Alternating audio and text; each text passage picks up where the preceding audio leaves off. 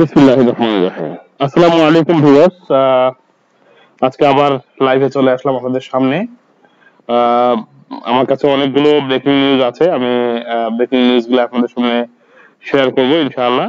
তো আপনারা জলদি জলদি আমার লাইভে যোগদান করুন, জয়েন করুন এবং আপনারা লাইভটি দেখুন এবং পাশাপাশি আপনার বন্ধু বান্ধবরা যারা আছে তাদের সঙ্গে লাইভটি শেয়ার করে দিবেন, যাতে বেশি বেশি মানুষ আমাদের লাইভে যুক্ত হতে পারে। আহ, তো আমি প্রত্যেকদিন যে আহ, আপনাদেরকে রিকোয়েস্টটা করি সেটা আজকেও করবো যে আমাকে আপনারা দেখতে বা শুনতে পাচ্ছেন কিনা সঠিকভাবে। যদি কেউ দেখতে বা শুনতে পান তাহলে আমাকে যে কোনো একজন কমেন্ট করে জানিয়ে দিন, আমি আমার লাইভে চলে যাবো। আমার হাতে আজকে অনেকগুলো ব্রেকিং নিউজ আছে সারা বিশ্বের, আমি সেগুলো শুরু করবো। তো আপনারা আমাকে জানিয়ে দিন আপনারা আমাকে দেখতে এবং শুনতে পাচ্ছেন কিনা। তো আমি বেশি সময় নষ্ট করবো না, এমনিতে আমি একটু লেটে চলে আসছি। আমার 5:30 লাইভে আসার কথা ছিল, একটু লেট হয়ে গেছে। তো সে কারণে আমি সরাসরি আমার আলোচনায় চলে যাচ্ছি। আহ, দেখতে শুনতে পেলে আমাকে আপনারা কেউ একজন কমেন্ট করে জানিয়ে দেবেন। তো আজকে লাইভটা শুরু করবো আমি মধ্যপ্রাচ্য দিয়েই। প্রত্যেকদিন আমি মধ্যপ্রাচ্য থেকেই আমার আলোচনাটা শুরু করি, আজকেও তাই করব। আহ, আপনারা জানেন যে মধ্যপ্রাচ্যে একটি যুদ্ধ চলছে বর্তমানে কয়েকটি। আহ, এই যুদ্ধটাকে আমরা বলতে পারি দখলদার এবং মুসলমানদের যে প্রথম কেবলা আছে সেই অঞ্চলের মধ্যে যুদ্ধ, কিন্তু এর মধ্যে জড়িত আছে অনেকগুলো দেশ। আমরা যদি বলতে নাও চাই তো আমাদেরকে বলতে হবে এখানে জড়িত আছে আমেরিকা, ইরান, চায়না, রাশিয়া সহ অনেকগুলো দেশ এখানে যুক্ত আছে। তো দেখা যায় এই যে লড়াইটা এখন চলছে সেই লড়াইটা কিন্তু এখন আখেরি এবার শেষ একটা কনক্লুশনের দিকে আছে। আপনারা জানেন যে অঞ্চলের লড়াইটা হচ্ছে সেই অঞ্চলটাকে পুরোপুরি ধ্বংস করে ফেলা হয়েছে। আহ, বিভিন্ন যে সংস্থাগুলো আছে তারা বলছে যে প্রায় 80 to 85% যে এরিয়াটা আছে সেই এরিয়াটাকে ধ্বংস করে ফেলা হয়েছে। শুধু সেখানে একটা শহরই এখন অবশিষ্ট রয়েছে, সেই শহরটার নাম হচ্ছে রাফা।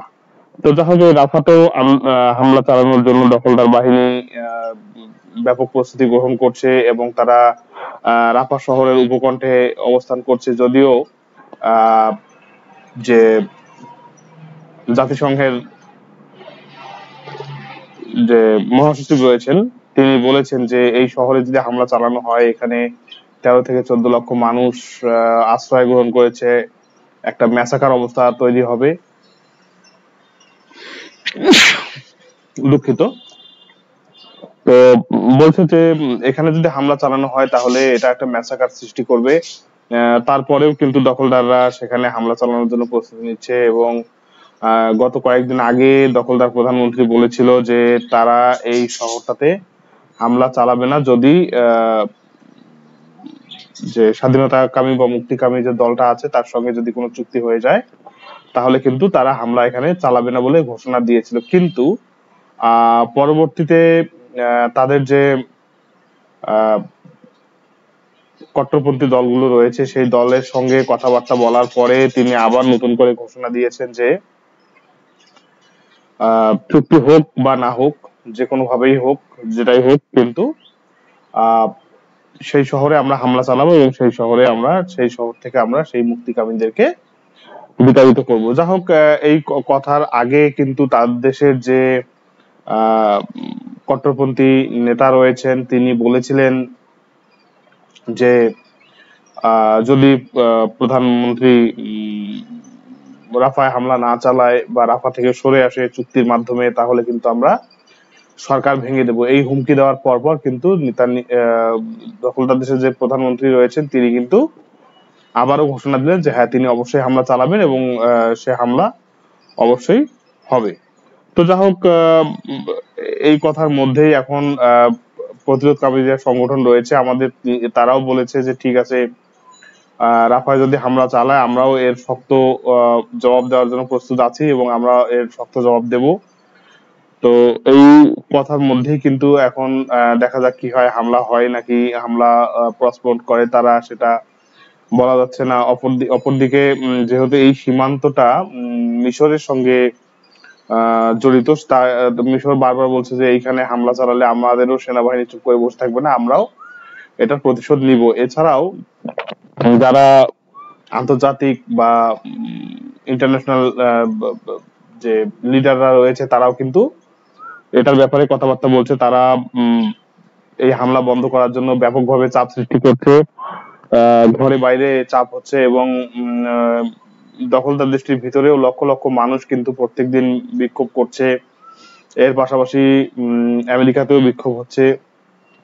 তো যা হোক, এদিকে লেবানন থেকে প্রতিরোধ সংগঠন হিজবুল্লাহ তারাও আক্রমণ চালাচ্ছে, তারাও চুপ করে বসে নেই। তারাও যে দখলদার যে আক্রমণ করছে তার প্রতিবাদে পাল্টা হামলা চালাচ্ছে, এবং বিভিন্ন নজরদারি এবং সামরিক সাইট গুলোতে লক্ষ্য করে হামলা চালাচ্ছে। এর মধ্যে কফর সুবা হিল এবং রইসাত আল আলম বিশেষভাবে উল্লেখযোগ্য, এবং কিরিয়াত সমনা তো আছেই। তো যা হোক, এই অঞ্চলগুলোতে হামলা হচ্ছে, প্রতিনিয়ত হামলা হচ্ছে আমরা দেখতে পাচ্ছি, এবং এই হামলার কারণে ওই অঞ্চলগুলোকে প্রায় খালি করে ফেলেছে। যারা ওখানে স্থানীয় বাসিন্দা ছিল তারা সবাই চলে গেছে, এরকম একটা অবস্থা বিরাজ করছে। এদিকে ইয়েমেনের হুথি বিদ্রোহীরা তারাও সাগরে ব্যাপক হামলা চালিয়েছে। সেটা লোহিত সাগর, ভূমধ্য সাগর, এবং আপনারা জানেন যে ইদানিং ভারত মহাসাগরেও তারা আক্রমণটা জোরদার করেছে। যা হোক, এই হামলা পাল্টা হামলার মধ্য দিয়েই কিন্তু একটা খারাপ সময় অতিবাহিত হচ্ছে। তো মুক্তিকামী সংগঠনগুলো এবং দখলদারদেরকেও চ্যালেঞ্জ জানিয়েছে যে তারা যদি এই অঞ্চলে প্রবেশ করে তারা বিপর্যয়ের সম্মুখীন হবে।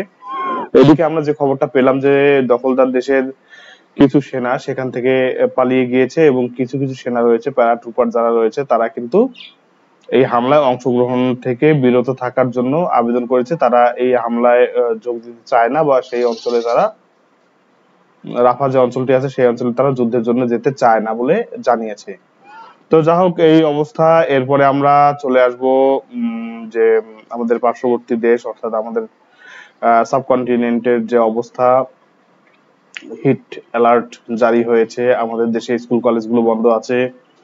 এর পাশাপাশি আমাদের পার্শ্ববর্তী দেশগুলোতেও হিট অ্যালার্ট জারি করা হয়েছে। বলা হচ্ছে যে পুরো দক্ষিণ এবং দক্ষিণ পূর্ব এশিয়ায় এই হিট ওয়েভটা স্টে করছে, এবং এখানে অনেক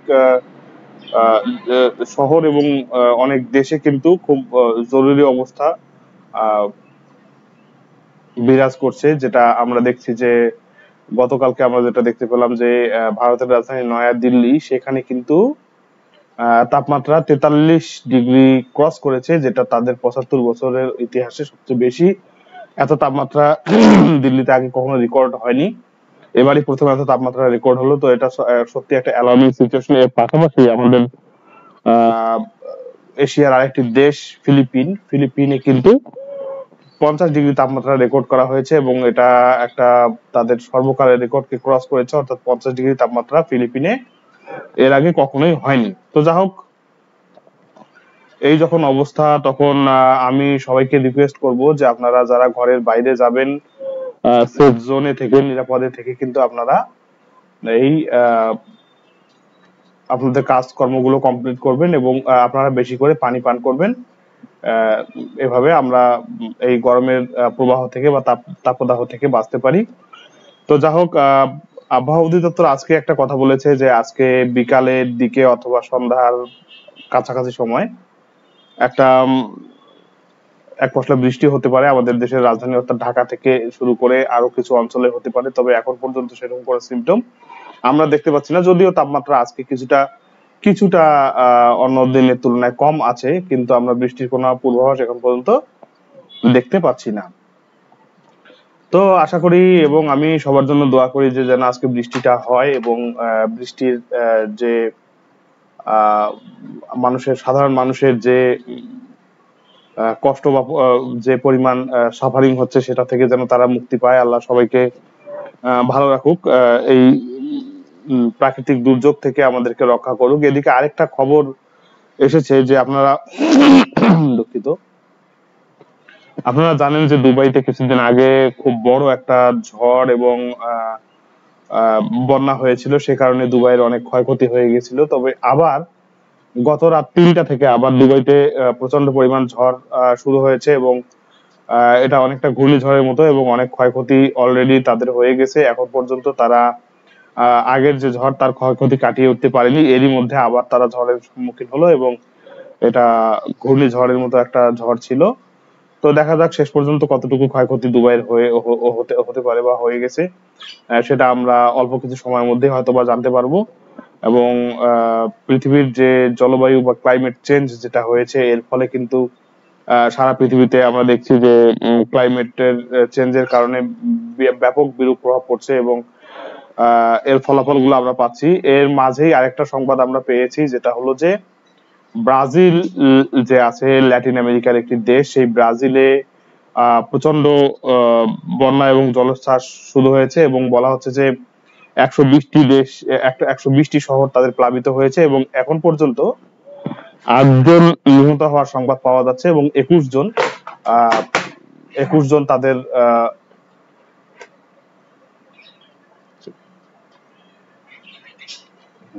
তাদের 21 জন নিখোঁজ রয়েছে। পাশাপাশি মধ্যপ্রাচ্যের বা আফ্রিকার একটি দেশ আছে কেনিয়া, সেই কেনিয়াতেও বন্যা হচ্ছে, এবং সেখানে এখন পর্যন্ত 181 জন নিখোঁজ রয়েছে, এবং মৃতের সংখ্যা আরো বাড়তে পারে বলে জানা যাচ্ছে। তো ডেভাস্টেটিং একটা সিচুয়েশন আমরা ফেস করছি বর্তমানে আমাদের ক্লাইমেটের কারণে। তো দেখা যাক কি হয় শেষ পর্যন্ত।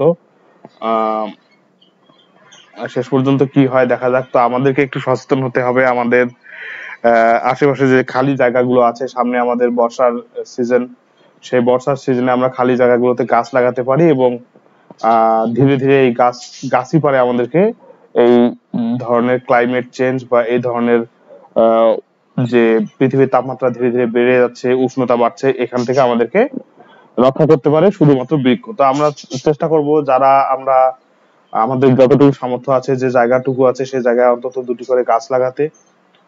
এভাবে ধীরে ধীরে গাছগুলো বড় হলে আমরা এই বিপদ থেকে কিন্তু মুক্তি পেতে পারি। তো যা হোক, আমি আবার ইন্টারন্যাশনাল নিউজে চলে যাচ্ছি। আমি চলে যাব আমেরিকায়। সেখানে কিন্তু কলম্বিয়া ইউনিভার্সিটি থেকে শুরু হওয়া আন্দোলনটি ধীরে ধীরে হার্ভার্ড সহ অন্যান্য যে ভার্সিটি গুলো আছে, অন্তত বলা হচ্ছে যে 50টি বড় ইউনিভার্সিটি বা তারও বেশি ইউনিভার্সিটিতে এই আন্দোলনটা ছড়িয়ে পড়েছে, এবং আমরা দেখছি যেখানে আমেরিকায় কারো গায়ে হাত দেওয়া নিষেধ, বা আমেরিকান পুলিশ বা আমেরিকান ল এনফোর্স যারা সেখানে কাজ করে, তারা কারো গায়ে হাত দেয় না বা কাউকে নির্যাতন করে না।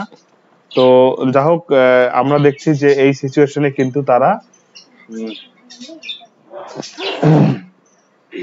তারা কি এই বিষয়গুলো নিয়ে অনেক বেশি মারমুখী অবস্থানে রয়েছে, এবং আমরা দেখেছি বিভিন্ন সংবাদ মাধ্যম আল জাজিরা থেকে শুরু করে রয়টার্স বা অন্যান্য সংবাদ মাধ্যমগুলোতে কিন্তু আমরা দেখতে পাচ্ছি যে তাদের প্রতি ব্যাপক নির্যাতন করা হচ্ছে। এই নির্যাতনের হাত থেকে শুধু ছাত্ররাই নয়, শিক্ষকরাও কিন্তু বাদ যাচ্ছে না, এবং তাদের সাথে অনেক মিসবিহেভ করা হচ্ছে, তাদেরকে গ্রেপ্তার করা হচ্ছে। বলা হচ্ছে যে 1000-এর উপরে এ পর্যন্ত গ্রেপ্তার করা হচ্ছে, কিন্তু এই গ্রেপ্তারি বা ধরপাকড়ের পরেও কিন্তু তারা চুপচাপ বসে নেই। তারাও এই এটাতে অনেক বেশি রিয়াক্ট করছে, এবং দিন দিন আন্দোলনটা বেগবান হচ্ছে। তো আমরা দেখি যে ফিলিস্তিনের পক্ষে এবং যে অঞ্চলে যুদ্ধ হচ্ছে, সেই অঞ্চলের পক্ষে যে আন্দোলন বা প্রোটেস্ট করছে ছাত্ররা, সেই আন্দোলন শেষ পর্যন্ত কোথায় গিয়ে দাঁড়ায়, এবং মার্কিন প্রশাসন এই আন্দোলনকে কিভাবে নেয়, সেটাই এখন দেখার বিষয়। কারণ আপনারা জানেন যে অল্প কিছুদিনের মধ্যে মার্কিন নির্বাচন রয়েছে। সেই নির্বাচনে কিন্তু অলরেডি ব্যাকফুটে আছে বর্তমান প্রেসিডেন্ট জো বাইডেন। এই সিচুয়েশন গুলো বা এই আন্দোলন গুলো তাকে আরো বেশি ব্যাকফুটে ঠেলে দিতে পারে বলে আমরা মনে করি। তো যা হোক, আর এখন আমরা চলে যাব চীনে।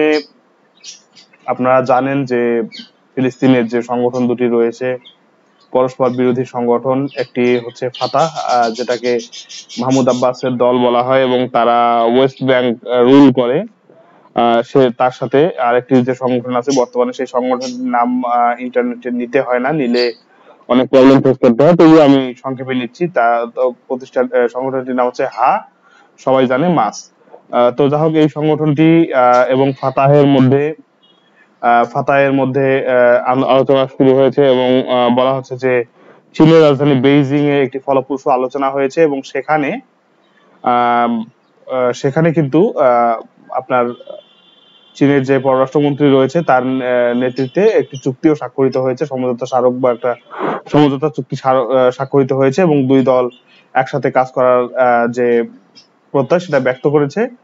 তো যা হোক, আমরা আশা করব যে এই ফিলিস্তিনের যে সংগঠনগুলো আছে তারা একত্রিত হবে এবং একটি স্বাধীন ফিলিস্তিন আমরা দেখতে পাবো।